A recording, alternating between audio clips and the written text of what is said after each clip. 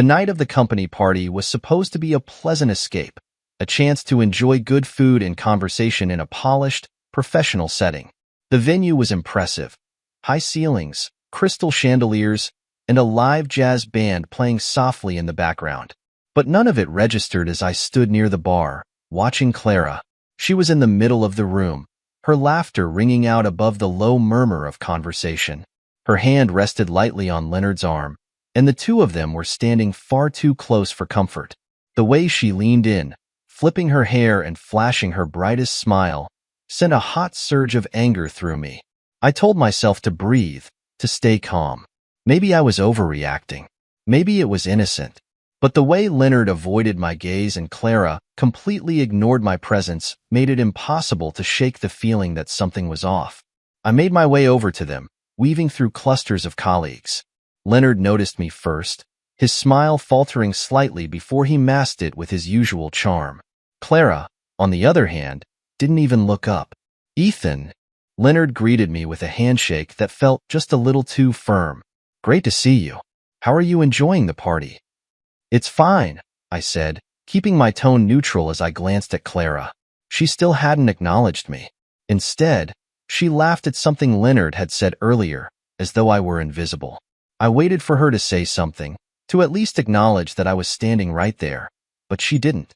Her body language was uncomfortably familiar, angled toward Leonard, her hand still on his arm, her smile wide and inviting. "Clara," I said finally, my voice low but firm, "can I have a word?" She turned to me, her expression a mix of annoyance and feigned innocence. "What is it, Ethan? Can't you see I'm in the middle of a conversation?" My jaw tightened, but I kept my composure. "Yeah, I can see that," I said, my voice steady. "I can also see the way you're flirting with him right in front of me." Her smile didn't waver, but her eyes narrowed slightly. Leonard shifted uncomfortably beside her, looking like he wished he were anywhere else. "Flirting?" Clara repeated, her tone dripping with mock incredulity. "Ethan, don't be ridiculous. We're just talking." "Talking?" I echoed, my voice rising just enough to catch the attention of a few nearby guests. "Is that what you call this?" Clara's expression hardened. "If you can't handle a harmless conversation, maybe you should leave." Her words hit me like a slap. The room seemed to go quiet, the hum of chatter fading as I processed what she'd just said. I glanced around, noting the curious stares of some of the other partygoers. I could feel the weight of their judgment, their whispered speculations about the cracks in our marriage. But instead of snapping, instead of causing a scene, I smiled. It wasn't a warm smile. It was the kind of smile that held the promise of something Clara wouldn't see coming. "Consider it done, sweetheart," I said, my voice calm but cold. "It's your farewell performance." Her eyes widened, just for a moment, before she masked it with an eye roll and turned back to Leonard. "Honestly, Ethan, you're so dramatic." I didn't respond. I didn't need to. Instead, I turned and walked away, leaving her and Leonard to bask in their delusion that they'd won some unspoken battle. As I made my way toward the exit, I noticed the whispers spreading among the guests. Colleagues exchanged glances, their expressions ranging from shock to pity. I didn't care. Let them talk. Let them wonder. By the time I stepped outside into the cool night air, the anger I'd been holding back had solidified into resolve. Clara had made her choice, and I was done being the fool who stood by and watched her disrespect me. The party might have been her stage, but I was about to rewrite the script, and by the time I was finished, she'd regret every smug word that had fallen from her lips. I left the party with a simmering calmness, the kind of quiet that only comes before a storm. The distant sound of jazz and laughter faded as I walked out the front doors and into the cool night air. Every step I took toward my car felt heavier, but with each passing second, I knew exactly what I had to do. This wasn't going to be another argument that ended with apologies and promises. No, this time, I was done. Driving home was a blur. My mind raced as I pieced together my next moves. The scene at the party played on a loop in my head. Clara's dismissive tone, her smug smile, the way she leaned into Leonard like I wasn't even there. It wasn't just the flirting. It was the blatant disrespect. She had tested my patience for years, but this was the final straw. When I pulled into the driveway, I sat in the car for a moment, staring at the house we had shared for so long. The lights were off, and the silence was deafening. This house was supposed to be a sanctuary, a place where trust and love lived. Instead, it had become a stage for betrayal. I stepped out of the car, my jaw set as I unlocked the front door. Once inside, I moved with purpose. First, I grabbed the spare keys from the drawer in the kitchen and placed them on the counter. Then, I pulled out my phone and called the locksmith. "Emergency service," I said firmly. "I need the locks changed tonight." The man on the other end hesitated. "Sir, it's pretty late." "I'll pay extra," I interrupted. "Just get here as soon as you can." By the time the locksmith arrived, I had already called my financial manager and given him clear instructions. Freeze the joint accounts, transfer all funds into my private account, and revoke Clara's access to every financial resource tied to my name. "She won't be able to touch a dime," he assured me. "Good," I said. The locksmith worked quickly, replacing the locks on both the front and back doors. When he handed me the new set of keys, I felt an odd sense of relief. For the first time in years, I was taking control of my life. "Thanks," I said as I escorted him out. With the new keys in hand, I locked the door and sat on the couch, waiting.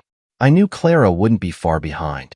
She'd stay at the party long enough to enjoy herself, likely oblivious to the storm brewing back home, but she'd come, and I'd be ready. It was nearly midnight when I heard the first knock. "Ethan," Clara's voice called out from the other side of the door, sharp and demanding. "Open the door." I didn't move at first.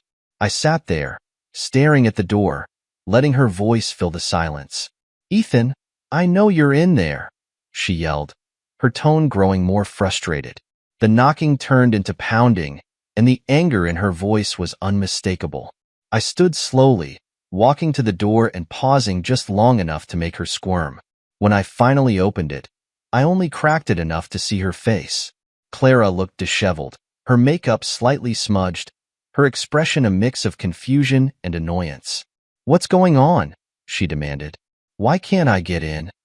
I leaned against the doorframe, my expression calm. "Because you don't live here anymore." Her jaw dropped. "What the hell are you talking about? This is my house too, Ethan." "Not anymore," I said evenly. "The locks are changed. Your access to our accounts is gone. And as far as I'm concerned, so are you." She stared at me, her face twisting in disbelief. "You're being ridiculous. Let me in." I stepped back, my grip on the door tightening. "Why don't you go sleep at your boss's house? You seem comfortable enough with him." The words hit her like a slap. For a moment, she was silent, her mouth opening and closing as if she couldn't find the words to respond. "Ethan, this is insane," she finally shouted. "We need to talk about this." "There's nothing to talk about," I said, my voice cold. "You made your choice, Clara. Now you get to live with it." I shut the door in her face, locking it behind me as she started pounding on it again. Her voice was muffled now, pleading and cursing in equal measure. The commotion didn't go unnoticed.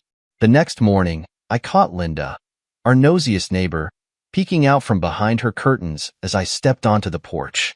She wasn't subtle, her curiosity practically radiating from her window. By lunchtime, the phone call started. Friends and neighbors were just checking in, their voices dripping with curiosity. "Is everything okay, Ethan? We heard some noise last night." I gave them as little information as possible. "Just a disagreement," I said. "Nothing to worry about." But I knew better. In a neighborhood like ours, gossip spread like wildfire. Clara had humiliated me at the party, and now the tables were turning. Let them talk.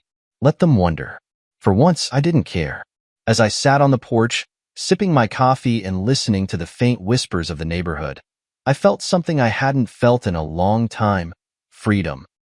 Clara's betrayal had been the breaking point, but it had also been the catalyst I needed to take back my life.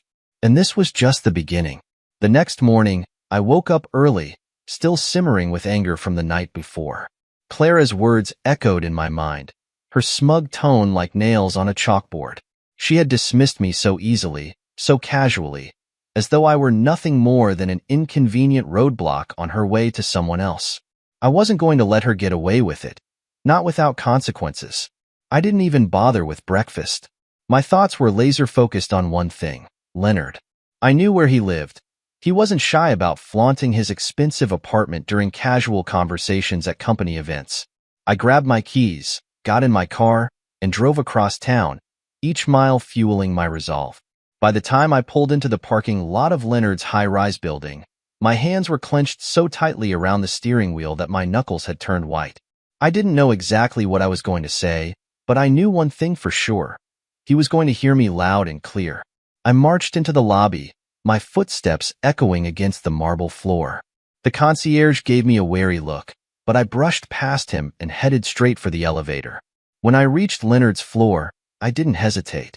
I walked straight to his door and banged on it with a force that startled even me. It took a few moments, but finally, the door opened. Leonard stood there, looking half awake and completely caught off guard. He was wearing a t-shirt and sweatpants, a far cry from his usual polished appearance. "Ethan," he said, blinking in confusion. "What are you doing here?" I didn't waste any time. "We need to talk," I said, pushing past him into the apartment. "Wait, what?" he started, but I cut him off. "Don't play dumb, Leonard," I snapped, spinning around to face him. "You've been crossing a line with my wife for months, and I'm not going to stand for it anymore." Leonard held up his hands, clearly trying to calm me down. "Ethan, I don't know what you've been told, but I haven't done anything. I swear." I laughed bitterly. "Oh, come on.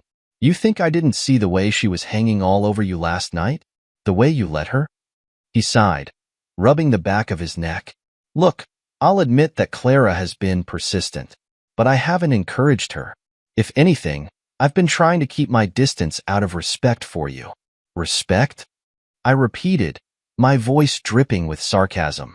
"You call letting her throw herself at you in front of me respectful?" Leonard frowned. "I didn't want to embarrass her, or you. I thought it was better to handle it quietly." I took a step closer, my anger boiling over.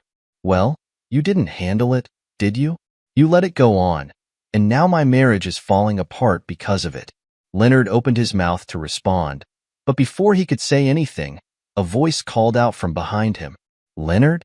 Who is it?" My heart stopped. I knew that voice. A moment later, Clara emerged from the hallway, wearing nothing but a shower robe. Her hair was damp, and she looked as though she had just stepped out of the bathroom. The sight of her standing there, so casual, so unapologetic, sent a fresh wave of fury coursing through me. "You've got to be kidding me," I said, my voice dangerously low. Clara's eyes widened when she saw me, and for a brief moment, she looked genuinely startled. But then she straightened, her expression shifting to one of defiance. "What are you doing here, Ethan?" she asked, crossing her arms over her chest.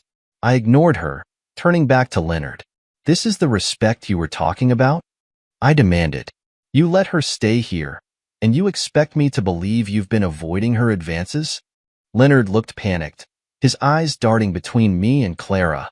"Ethan, I didn't." But I didn't let him finish.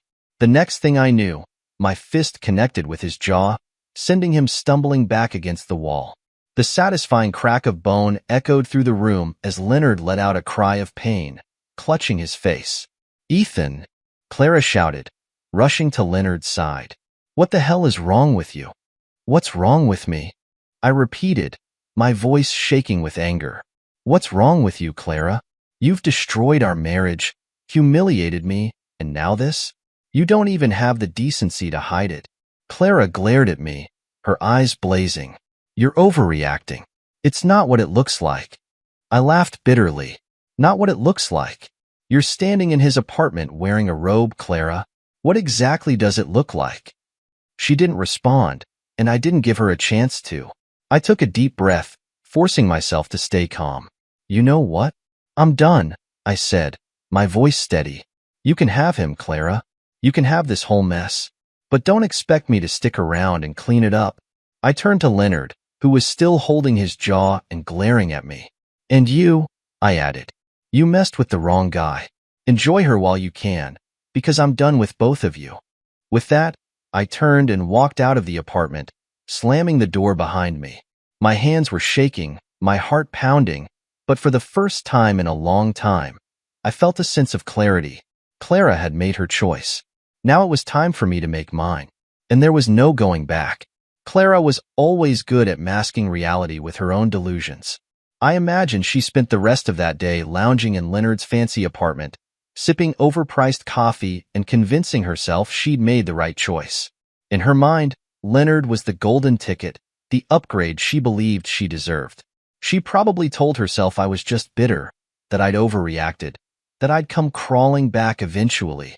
But Clara had underestimated me, just as she had underestimated the man she thought was her future. I knew Clara too well. Her confidence wasn't just misplaced, it was laughable. She had likely already started imagining her new life. High-end dinners, designer clothes, trips to exotic destinations with Leonard footing the bill. To her, Leonard represented everything she thought she was entitled to. What she didn't realize was that Leonard's world wasn't as solid as it appeared. Leonard's life was a carefully constructed facade. On the surface, he had everything: a posh apartment, a luxury car, and a managerial position at an influential company. But beneath that polished veneer was a man walking a tightrope, his entire existence dependent on the goodwill of people who didn't know the truth about him. I didn't have all the details yet, but something about Leonard's demeanor during our confrontation at his apartment had stayed with me. He wasn't just nervous, he was terrified. There was something he wasn't saying, something bigger than my accusation that Clara had thrown herself at him. My gut told me to dig deeper. It didn't take long. A few calls to mutual acquaintances, a little time spent scrolling through social media, and a few emails to contacts who owed me favors painted a picture that Clara would never have suspected. Leonard was married, and not just in name. He had a wife, children, and an entirely separate life in another state. And here's the kicker. His wife wasn't just a homemaker blissfully unaware of her husband's antics. She was the daughter of the man who owned the company Leonard managed. Leonard's job, his wealth, his entire lifestyle, it all depended on keeping his wife happy and her family in the dark. If they ever found out about Clara, his world would come crashing down faster than he could say, promotion. I'll admit, I felt a twisted sense of satisfaction as I pieced it all together. Clara thought she'd found her Prince Charming, a man who would sweep her off her feet and carry her into a life of luxury. Instead, she'd hitched her wagon to a man whose empire was built on lies and borrowed time. Leonard, meanwhile, was starting to feel the pressure. The cracks in his polished exterior were beginning to show. His smugness during our confrontation had been an act, a desperate attempt to maintain control in a situation spiraling out of his grasp. I could picture him pacing his apartment after I left, clutching his bruised jaw and wondering how long he could keep his secrets hidden. What Clara didn't understand, what she would never understand, was that Leonard wasn't a savior. He was a man on the brink, juggling too many lies to keep them all in the air. She thought she was climbing the social ladder, but in reality, she was clinging to a rung that was about to snap. I'll never forget the irony of it all. Clara had dismissed me as though I were disposable, convinced she was trading up for a better life. And Leonard had let her believe it because it suited his ego. They both thought they were untouchable, that the consequences of their actions would never catch up with them. But the beauty of lies is that they have a way of unraveling, and when they do, the people who spun them are left standing in the wreckage. As I sat at my kitchen table that evening, nursing a drink and sifting through everything I'd learned, I felt a strange sense of calm. I didn't need to yell or scream or fight to prove a point. The truth was enough. Clara and Leonard had built their lives on illusions, and it was only a matter of time before those illusions shattered. And when they did, I'd be there to see it. Not to gloat, not to revel in their downfall, but to remind myself that walking away had been the best decision I'd ever made. For now, though, I waited. Because if there's one thing I've learned, it's that patience is a powerful weapon, and I was ready to wield it. The morning after my confrontation at Leonard's apartment, I sat in my kitchen with a cup of black coffee, the bitterness matching my mood. My thoughts churned relentlessly. Leonard's attempt to blame Clara for everything, Clara's smug confidence as she emerged from his bedroom, The way he flinched when I called him out, it all felt too rehearsed, too practiced. Something didn't add up. It wasn't enough to move on. I needed to know the full story. I wasn't doing it for closure or revenge. This was about taking back control, about stripping away the lies that had clouded my life for too long. Leonard had secrets, and I was going to uncover them. I started with the basics. Social media was surprisingly revealing. Leonard's accounts were curated to show off his life. Photos of luxury vacations, expensive cars, and lavish parties. But there was an odd gap in his timeline. No family photos, no personal details beyond his professional achievements. It struck me as calculated. He wanted people to see him as a successful, eligible bachelor, but I knew there had to be more. A few discreet calls to mutual acquaintances painted a clearer picture. Leonard wasn't just an ambitious manager. He was a man playing a dangerous game. His wealth and status weren't entirely his own. His wife, Miranda, was the daughter of a powerful businessman who owned the company Leonard managed. Their marriage wasn't just personal. It was professional, tying him directly to the family fortune. The more I dug, the clearer it became. Leonard's life was a house of cards, and Clara had no idea she'd hitched herself to a man who was one wrong move away from losing everything. But the most damning discovery came from a former colleague of Leonard's who had relocated to another state. "Oh, you mean Leonard?" they said, their voice tinged with amusement. "Yeah, he's married. 2 kids, if I remember correctly. His wife's family basically bankrolls his life." It was all the confirmation I needed. Leonard wasn't just a cheat. He was a fraud, a man pretending to be self-made while living off the goodwill of his wife and her family. And now he dragged Clara into his mess. That's when I decided it wasn't enough to know the truth. I needed to do something with it. Leonard had crossed a line, and I wasn't going to let him walk away unscathed. If he thought he could humiliate me and keep living his double life, he was sorely mistaken. I reached out to Miranda. She picked up on the 3rd ring, her voice calm and professional. "This is Miranda." "Hi, Miranda," I began, keeping my tone steady. "You don't know me, but I think we need to talk. It's about Leonard." There was a pause and then, "Go on." Over the next 20 minutes, I laid everything out. I told her about Clara, about the flirting that had escalated into an affair, about my confrontation at his apartment. I didn't sugarcoat anything, and I didn't hold back. When I finished, the line went silent. "Are you absolutely certain?" Miranda finally asked, her voice tight. "I am," I replied, "and I have proof." We arranged to meet later that week at a quiet cafe far from the prying eyes of the city. When she walked in, I was struck by how composed she seemed. Miranda exuded confidence, her tailored suit, her sharp gaze, the way she carried herself. This wasn't a woman who folded under pressure. This was a woman who handled things. I handed her the evidence, photos, messages, and everything I'd gathered about Leonard's behavior. She sifted through it in silence, her expression unreadable. When she finally looked up, there was no sadness in her eyes, only cold determination. "Thank you for bringing this to me," she said, sliding the folder into her bag. "I'll handle it from here." "Do you need anything else from me?" I asked. She shook her head. "No, you've done enough. But rest assured, Leonard won't get away with this." True to her word, Miranda moved swiftly. Within days, the fallout began. Leonard was served with divorce papers, and Miranda's legal team wasted no time freezing his accounts and reclaiming control of the company. It turned out that Leonard's position wasn't as secure as he'd led people to believe. Without Miranda's father's support, he had no leverage, no power, and no future in the company. The rumors spread quickly. By the end of the week, Leonard's downfall was the talk of the neighborhood and the professional circles he once dominated. People whispered about his betrayal, his lies, and how Miranda had dismantled his life with surgical precision. Clara must have been blindsided. She'd bet everything on Leonard, convinced he was her ticket to a better life. Instead, she found herself tethered to a man who was now jobless, penniless, and utterly humiliated. I didn't need to hear her side of the story to know she was panicking. As for me, I felt a sense of closure. For the first time since this ordeal began, I wasn't reacting to someone else's actions. I was taking control. Miranda's strength and decisiveness had been a reminder of what it meant to stand up for yourself, to refuse to be a victim. Leonard had thought he could juggle two lives without consequence. Clara had thought she could trade me in for something better. They both learned the hard way that actions have consequences, and sometimes, those consequences come from the most unexpected places. The fallout was faster and more brutal than I could have ever imagined. Leonard's carefully curated life, his gleaming facade of success and charm, collapsed like a house of cards in a hurricane. Miranda didn't just act swiftly, she acted decisively.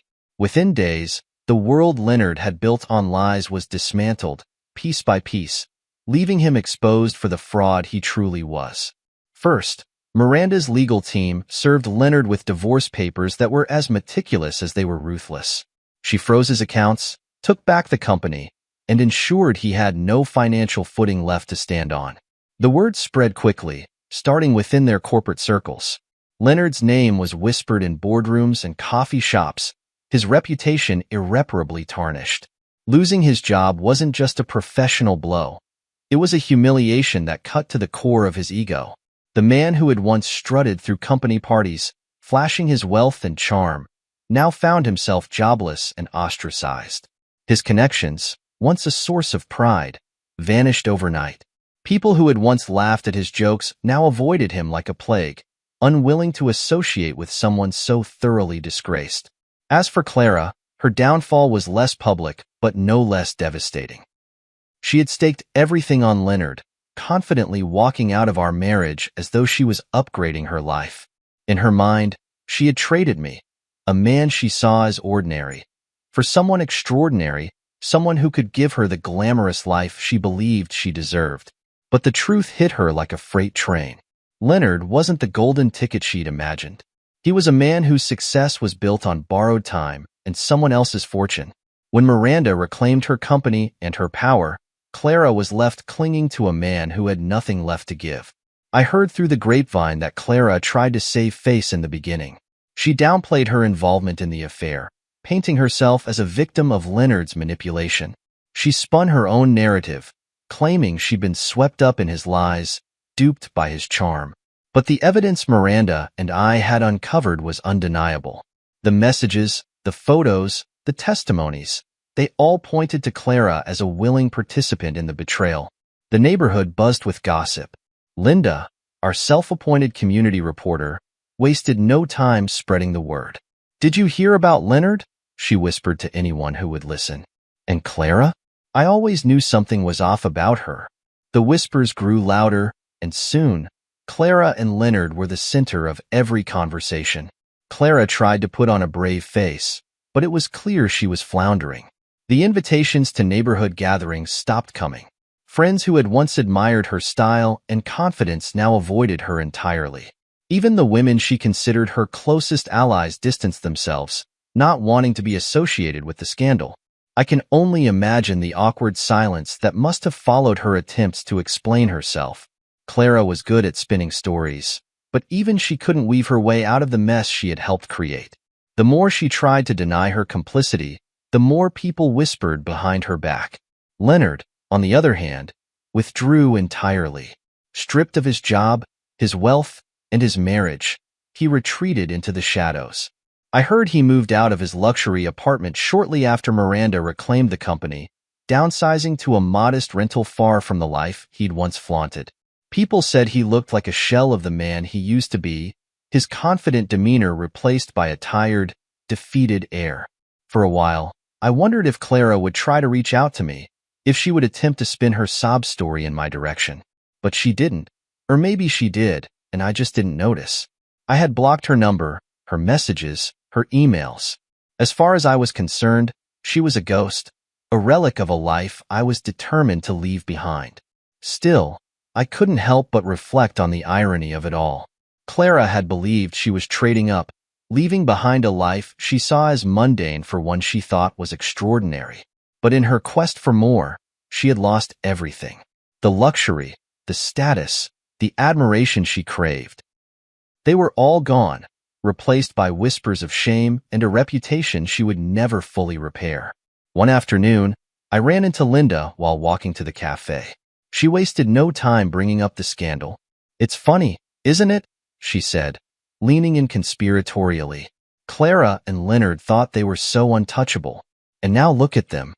"Yeah," I said, keeping my tone neutral. "Funny how things work out." But I wasn't laughing. I wasn't gloating. If anything, I felt a strange sense of closure. Watching Clara and Leonard's downfalls wasn't about revenge. It was about justice. They had made their choices, and now they were living with the consequences.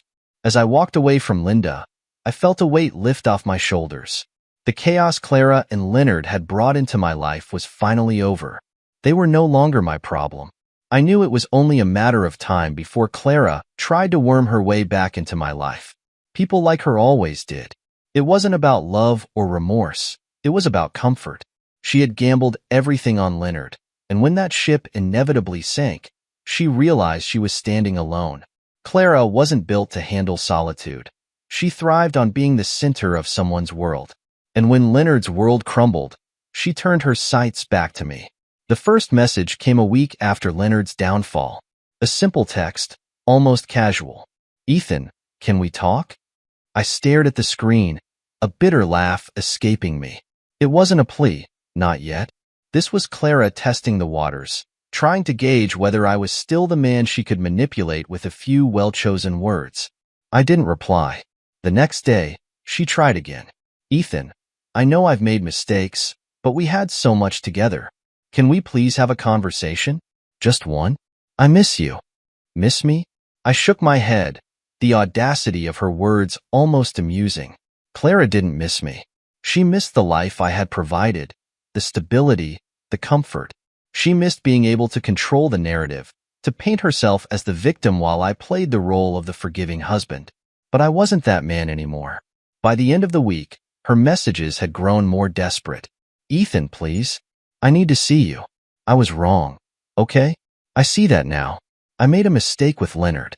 He's not who I thought he was. But you were always there for me. I was stupid to take that for granted. Please, just give me a chance to make things right." I didn't reply. She started calling, her number flashing on my screen at all hours of the day. I let it ring every time, her voice filling my voicemail with increasingly emotional pleas. "Ethan, I know I don't deserve it, but please, I need to see you. I need to explain. We can fix this. I know we can." Each message sounded more unhinged than the last, and with every word, I felt my resolve strengthen. Clara had made her choices, and those choices had consequences. She wasn't coming back into my life. Not now, not ever. The final straw came one evening when she showed up at my house. I had just gotten home from work, my shoulders aching from a long day, when I saw her standing on the porch, her hands clasped together like a penitent child. "Ethan," she said, her voice trembling. "Can I come in?" I stood in the doorway, arms crossed, blocking her path. "What do you want, Clara?" Tears welled up in her eyes, and for a moment, I almost believed they were genuine. "I made a mistake," she whispered. "I let myself get caught up in something I didn't understand. But I see it now. I see how much I hurt you, and I hate myself for it. Please, Ethan, let me fix this." I stared at her, my expression cold. "Fix this?" I repeated. "You think you can undo everything you've done with a few tears and some empty words?" She flinched but didn't back down. "I know it's going to take time, but I'll do whatever it takes. I just need you to give me a chance." I let out a bitter laugh. "Clara, the time for chances is over. You had one, and you threw it away for Leonard. How'd that work out for you?" Her face crumpled, the weight of her decisions finally sinking in. "I was stupid," she sobbed. "I thought he was. I don't know what I thought. But he's not you, Ethan. He's not half the man you are." I shook my head, stepping back into the house and gripping the edge of the door. "You're right about one thing. Leonard isn't me. But you didn't want me, Clara. You wanted something shiny and new, something you thought would make you happy. Now you have nothing, and you want me to pick up the pieces? No, not this time." She reached out, her voice breaking. "Ethan, please." "Goodbye, Clara," I said firmly, closing the door in her face. As I locked the door, I heard her start to cry, her muffled sobs carrying through the wood. It didn't affect me the way she probably thought it would. I didn't feel pity. I didn't feel guilt. I felt relief. I blocked her number that night, cutting off the last thread of her connection to me. Clara had made her choices, and she had to live with them. I had spent too many years letting her take advantage of my kindness, too many nights wondering what I had done wrong. But now, I knew the truth. The problem wasn't me. It was her. I never imagined I'd form any kind of connection with Miranda beyond the brief interaction where I handed over the evidence of Leonard's betrayal. That meeting had been all business, just a necessary step in exposing the truth.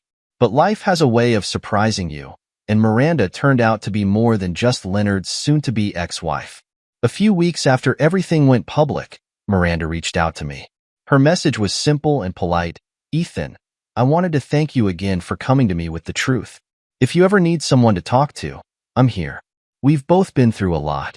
At first, I wasn't sure how to respond. Our connection was born out of shared pain, and I wasn't eager to relive the events that had brought us to this point.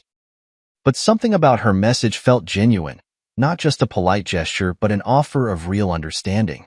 I replied with a brief acknowledgement, and that was it, for a while.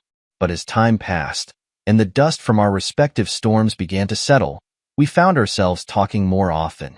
At first, it was through texts or emails, quick exchanges about the fallout from Leonard's and Clara's actions. "Leonard's still trying to play the victim," she wrote once. "His lawyers are grasping at straws, but they've got nothing." I responded, "Sounds familiar." "Clara's spinning her own sob story to anyone who'll listen. Too bad for her. I'm not buying it."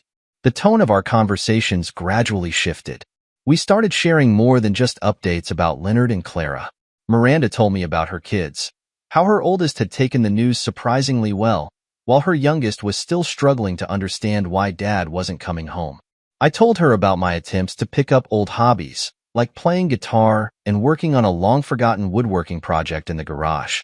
One day, after a particularly heavy exchange about the mess Leonard had left behind, Miranda suggested meeting in person. "We could both use a break," she said. "How about coffee? Just two people trying to figure out how to move forward." I agreed, and we met at a quiet cafe downtown. Seeing her outside the context of our shared turmoil was eye-opening. Miranda was sharp and composed, but there was a warmth to her that I hadn't noticed before. She talked about her plans to refocus on her career, not just to provide for her kids, but to reclaim a sense of independence she felt she'd lost during her marriage.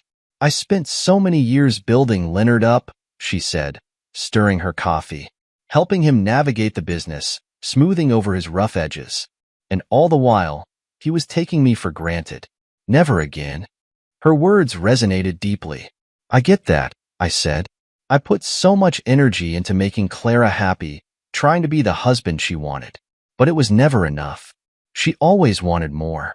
We sat in comfortable silence for a moment, the shared understanding between us saying more than words ever could. From that day on, Miranda and I started meeting more regularly. Sometimes it was for coffee, other times for a quick walk through the park. There was no romantic tension, no pressure to be anything more than two people finding solace in each other's company. She became a sounding board for me, and I for her. When she struggled with balancing work and parenting, I listened and offered encouragement. When I doubted my ability to rebuild my life, she reminded me that I was stronger than I gave myself credit for. "You're doing better than you think," she said once as we sat on a park bench, watching her kids play. "You've already taken the hardest steps. Now it's just about figuring out what comes next." Her words stuck with me. I started focusing on the small victories. Finishing the woodworking project in my garage, reconnecting with old friends, even signing up for a photography class I'd always been curious about. Each step felt like a piece of myself returning, a reminder that my life wasn't defined by Clara or what she had done to me. Miranda, too, was thriving in her own way. She threw herself into her work, taking on new clients and expanding her reach in the industry. Watching her juggle her responsibilities with such grace was inspiring. She wasn't just surviving, she was rebuilding. As time went on, our conversations shifted from the past to the future. We talked about the things we wanted, not just for ourselves, but for the lives we were rebuilding. For Miranda, it was about creating a stable, loving environment for her kids. For me, it was about rediscovering who I was outside of my marriage. "Do you think you'll ever date again?"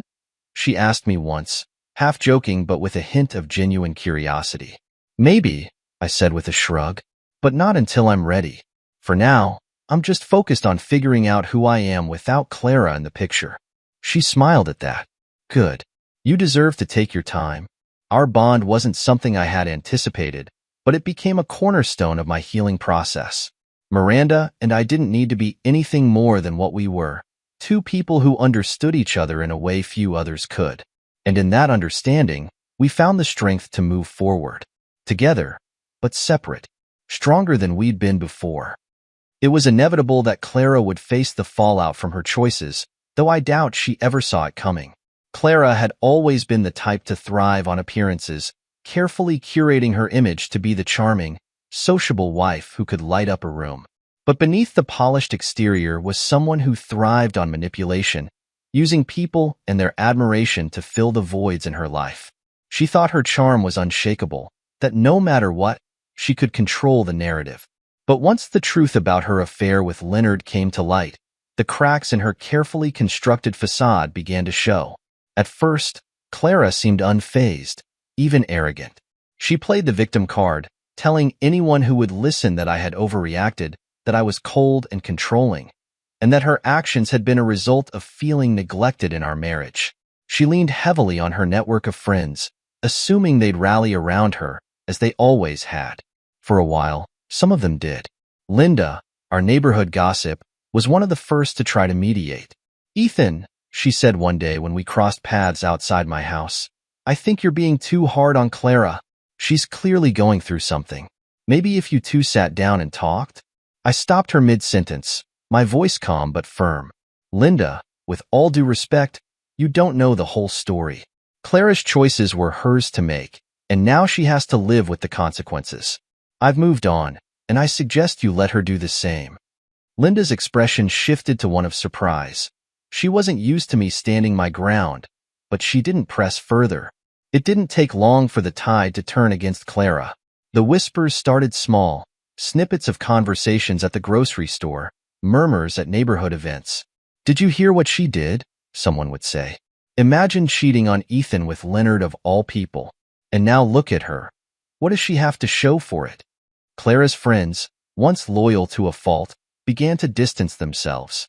Some were polite, offering vague excuses for why they couldn't meet for coffee or attend her impromptu gatherings.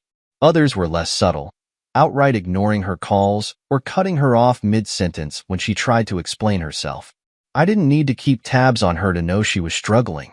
It was evident in the small, noticeable changes. The once polished car she drove was replaced with a modest, older model. Her impeccable wardrobe seemed less vibrant, as though the confidence she once carried had faded along with her reputation. The breaking point came when Clara was forced to move out of our house. With the divorce underway and her access to our joint finances revoked, she could no longer afford the lifestyle she had taken for granted. I heard through the grapevine that she'd found a small apartment across town, far from the upscale neighborhood she once called home. It wasn't just the financial blow that hurt her, it was the loss of status. Clara had built her identity around being the queen bee of the community, the woman everyone wanted to befriend or impress. Without that, she was left floundering, unsure of how to navigate a world where she was no longer admired. Her isolation wasn't entirely self-inflicted, though. Leonard's downfall had been just as public, and the scandal surrounding their affair had cast a shadow over both of them. People who once sang their praises now treated them as pariahs, unwilling to be associated with the drama and betrayal that had defined their lives. There was a certain irony in it all. Clara had always prided herself on being the life of the party, the woman who could charm anyone with a smile and a well-placed compliment. But when the truth came out, her charm wasn't enough to save her. People saw through the facade, and what they found beneath wasn't worth sticking around for. I'll admit, there was a part of me that felt vindicated. Watching Clara face the consequences of her actions was a stark reminder that the truth always comes to light, no matter how carefully you try to bury it. But I also felt a twinge of pity. As much as she had hurt me, as much as she had betrayed my trust, There was a part of me that remembered the woman I had once loved, the woman I thought I'd spend my life with. That woman was gone, replaced by someone I barely recognized. One evening, as I sat on my porch, sipping a cup of tea, Linda approached me again. This time, she seemed hesitant, almost guilty. "I just saw Clara at the store," she said, her voice low. She looked different, tired, worn out. I didn't respond immediately, letting her words hang in the air. Finally, I said, "Choices have consequences, Linda." She made hers. Now she has to live with them. Linda nodded slowly, as though she finally understood. Clara's isolation was a slow, painful process, one that she had brought upon herself. She had spent so much of her life chasing admiration, but when the facade cracked, there was nothing left to admire. I never reached out to her. I didn't need to. Clara had made her bed, and now she was lying in it, alone. The chapter of my life that had Clara in it was officially closed. It wasn't a clean break. There were messy emotions, moments of doubt, and whispers of what could have been.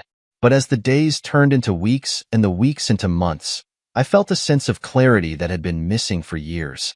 The weight of her betrayal had lifted, replaced by something lighter, something new, hope. Moving on wasn't easy, but it was necessary. I started with small steps, fixing up the house, changing the decor, reclaiming the space as my own. Each stroke of paint and rearranged piece of furniture felt symbolic, like I was wiping away the stains of the past. The house no longer felt like a battleground of unspoken resentments and betrayal. It felt like home again. Miranda became a steady presence in my life. We didn't rush into anything. Our connection wasn't born out of desperation or revenge, but a mutual understanding. She'd text me updates about her kids or send me articles she thought I'd find interesting. Occasionally, we'd meet for coffee or lunch, and those conversations became something I looked forward to. She was sharp, funny, and grounded, a stark contrast to the chaos I had left behind. One afternoon, as we sat at a small cafe, she asked me a question that caught me off guard. "Do you think you'll ever let yourself love again?" I paused, her words lingering in the air. "I don't know," I admitted. "I think I need to figure out who I am first. For so long, I defined myself as Clara's husband. Now, it's about learning to be just Ethan." She nodded thoughtfully. "That makes sense. But for what it's worth, I think you're doing a damn good job of it." Her encouragement stayed with me. Slowly, I began rediscovering myself.